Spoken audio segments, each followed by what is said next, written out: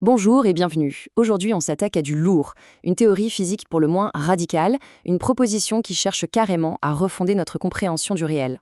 Ça s'appelle la trame θ. Alors, imaginez un instant. Et si tout, absolument tout ce qui nous entoure, des plus petites particules jusqu'aux immenses galaxies, n'était en fait que l'expression d'un seul et unique code mathématique? C'est une question un peu folle, mais c'est exactement ce qu'on va explorer. Et ce nombre, le voici. 1,618,033,9. Ça vous dit quelque chose? C'est phi, bien sûr, le fameux nombre d'or. Une constante mathématique qui fascine l'humanité depuis l'Antiquité, entourée d'une aura de mystère.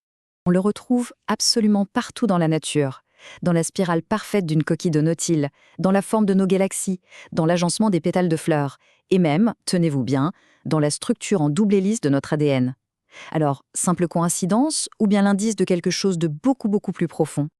Eh bien, c'est justement là qu'intervient le sujet de notre analyse. Voici la trame θ, une théorie qui nous parle d'une réalité en spirale. Ok, alors, rentrons dans le vif du sujet. L'idée centrale, c'est que la réalité ne serait pas faite de particules, de petits grains de matière. Non, elle émergerait d'une géométrie fondamentale. Plus précisément, une structure en spirale où chaque niveau, chaque étage de la réalité est défini par les puissances du nombre d'or. Et là, ça devient encore plus profond, parce qu'il y a une base philosophique qui rend cette théorie vraiment unique, le théorème de l'absence fondatrice. Qu'est-ce que ça veut dire? En gros, que le réel est une tension permanente entre un mouvement, cette spirale infinie, et un appel à une immobilité originelle, qui n'est jamais vraiment atteinte. On n'est plus seulement dans la physique, là on est carrément dans l'ontologie. Bon, tout ça c'est bien beau, mais les preuves. Alors, c'est là que ça devient vraiment bluffant. La théorie ne prétend pas juste expliquer un petit truc dans son coin. Non, elle affirme fonctionner sur 38 ordres de grandeur. C'est gigantesque. Le point crucial, il est vraiment là, sur l'échelle. La trame θ affirme que sa géométrie en spirale peut unifier la physique. Depuis l'infiniment petit, les particules fondamentales, jusqu'à l'infiniment grand, les galaxies entières. Une ambition, il faut le dire, démesurée. Voici le cœur du dossier. L'auteur, Miguel Bertrand, met sur la table 4 validations et attention dans des domaines qui n'ont a priori rien à voir les uns avec les autres. Une constante, c'est θ, qui serait la même pour 13 particules. Une prédiction ultra précise à 0,021% près pour une fréquence dans la molécule d'eau. La vitesse de rotation des galaxies et même les rapports de masse entre les leptons. Naturellement, la première chose qui vient à l'esprit, c'est et si c'était juste un coup de chance, une simple coïncidence? Eh bien, l'auteur a fait le calcul. Quelle est la probabilité que tout ça arrive par pur hasard? Et les chiffres sont vertigineux. Rien que pour les particules, la probabilité que ce soit du hasard est de moins d'une chance sur 10 milliards. Pour les molécules, moins d'une sur 1 million. Pour les galaxies, moins d'une sur 10 000. Chacun de ces résultats pris séparément est déjà en soi extrêmement improbable. Mais alors, si on combine la probabilité de ces 4 validations indépendantes, on tombe à moins de 10 puissance moins 23. Pour se faire une idée, c'est un chiffre si petit qu'il est plus improbable que de choisir au hasard un atome bien spécifique parmi tous les atomes qui composent une montagne entière. Autant dire, mission quasi impossible. On arrive ici à ce qui serait la découverte de cette théorie, la constante de syntonie, Cθ, qui vaudrait 52,8. Il faut voir ça comme une sorte de charge, mais pas une charge électrique, plutôt une charge liée à la forme, à la topologie de la spirale. Une sorte d'empreinte digitale en fait, qui serait identique pour toutes les particules stables. Ce serait ni plus ni moins qu'une nouvelle constante fondamentale de la nature. Ok, face à des affirmations aussi énormes, il faut une preuve en béton.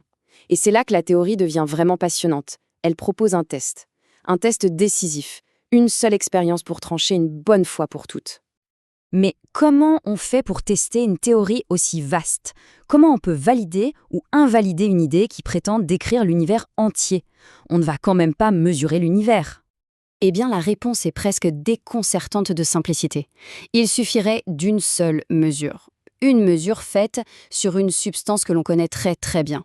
L'eau lourde, le fameux D2O.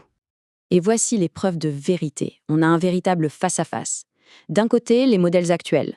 La physique classique nous dit on devrait trouver environ 386 Hz. Un modèle quantique plus poussé parie sur 477 Hz.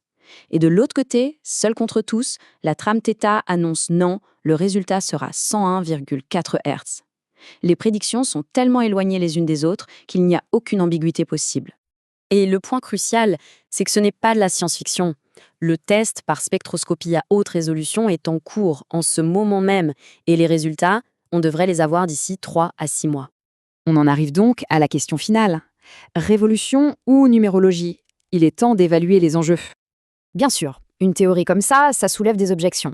Certains parlent de raisonnement circulaire, ce à quoi l'auteur répond que les valeurs clés sont dérivées indépendamment.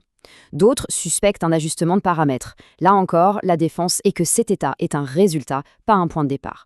Et face à l'argument de la simple coïncidence, eh bien, la probabilité de 10 puissance moins 23 est brandie comme une réfutation. Mais l'un des arguments les plus forts en sa faveur, c'est son économie. Le modèle standard, notre modèle actuel, a besoin de 19 paramètres qu'on doit mesurer mais qu'on ne sait pas expliquer d'où ils viennent. La trame θ, elle, prétend tout déduire à partir d'un ou deux principes de base. On passerait de 19 à 2. Ce serait une simplification radicale de notre vision du monde. Au final, il n'y a pas 36 solutions. Il y a 2 chemins et 2 seulement. Soit l'expérience trouve 101,4 Hz, et là, on assiste peut-être au début d'un changement de paradigme majeur en physique, soit l'expérience trouve autre chose, et dans ce cas, les modèles actuels sont renforcés, et la trame θ restera une belle curiosité mathématique, rien de plus. La question reste donc entière, suspendue dans le temps. Dans quelques mois, serons-nous les témoins du coup d'envoi d'une révolution scientifique ou nous raconterons-nous simplement l'histoire d'une coïncidence cosmique absolument magnifique? La réponse, c'est la nature elle-même qui va nous la donner.